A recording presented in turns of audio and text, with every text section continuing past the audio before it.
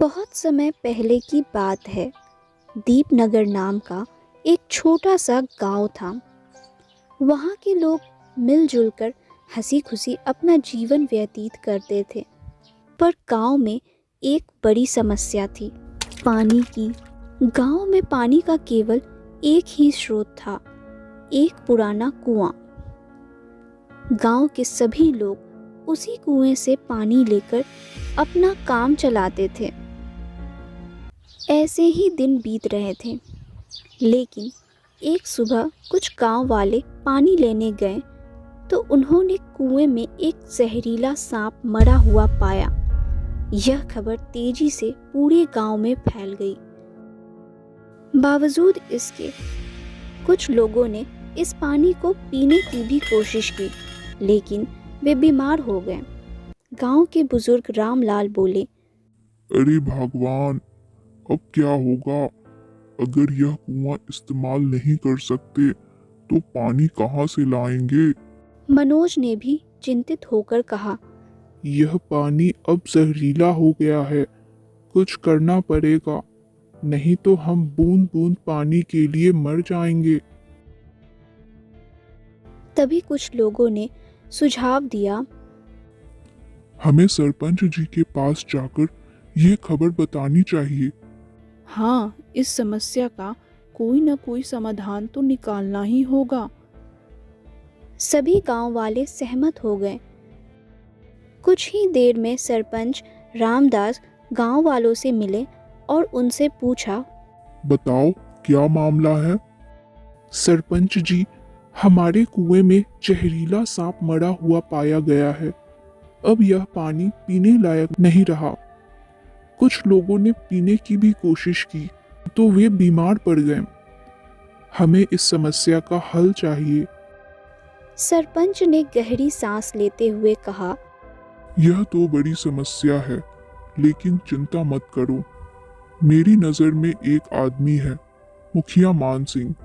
उनके पास जरूर इस समस्या का कोई न कोई समाधान होगा। दो सेवकों बंसी और जीतू, उन दोनों को मान सिंह को बुलाने भेजा गया।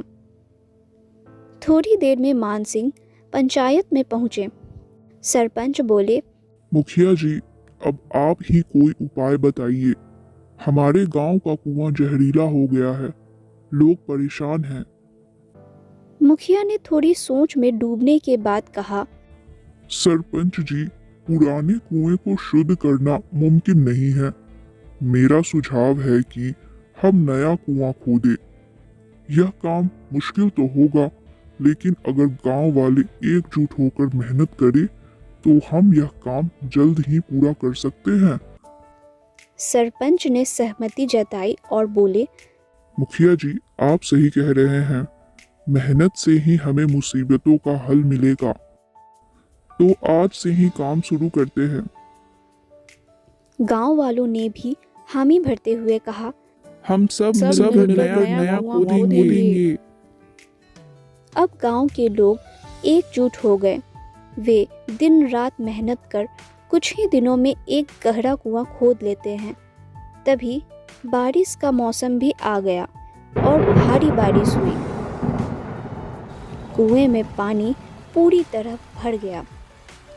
रामलाल खुशी से बोले, देखो, भगवान की कृपा हुई है। अब हमारी पानी की समस्या खत्म हो गई। हाँ काका, अब हमारे गांव का भविष्य सुरक्षित है। गांव वाले खुश थे, लेकिन यह खुशी ज्यादा दिनों तक टिक नहीं सकी। एक दिन सुखदेव पानी भरने गया तो देखा कि मुखिया मान सिंह वहां गांव वालों से पानी के पैसे वसूल रहा था। सुखदेव ने हैरानी से पूछा, भैया, यह क्या हो रहा है? मुखिया जी पानी के पैसे क्यों ले रहे हैं? रामदीन ने जवाब दिया, सुखदेव भाई, अब से यहाँ पानी लेने के लिए भी पैसे देने होंगे। यह मुखिया जी का नया नियम है। सुखदेव गुस्से में जाकर बोला, यह तो गलत है। इस कुएं को हम सब ने मिलकर खोदा है। इस पानी पर तो सबका अधिकार है। मुखिया ने कठोरता से जवाब दिया, इस कुएं को बनाने का सुझाव मेरा था, तो यहाँ सिर्फ मेरे नियम चलेंगे। अगर पानी चाहिए तो पैसे देने ही होंगे। हम लोग इस बात की शिकायत सरपंच जी से करेंगे। उन्हें बताने की क्या जरूरत, उनकी मर्जी से ही तो ये काम हो रहा है। ये बात सुनकर सुखदेव और बाकी लोगों ने मजबूरी में पैसे दिए और पानी लेकर अपने अपने घर लौट आए।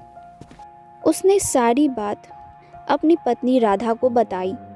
राधा बोली, यह मुखिया अपनी हदें पार कर रहा है, इसे इसके पापों की सजा जरूर मिलेगी। कुछ समय तक सब ऐसा ही चलता रहा। फिर एक दिन गांव में सरपंच का भतीजा सौरभ, जो एक यात्री था, रास्ते में कुआं देख पानी पीने आया। जब उससे पानी के पैसे मांगे गए तो वह बिना पानी पिए अपने चाचा सरपंच रामदास के घर आ पहुंचा।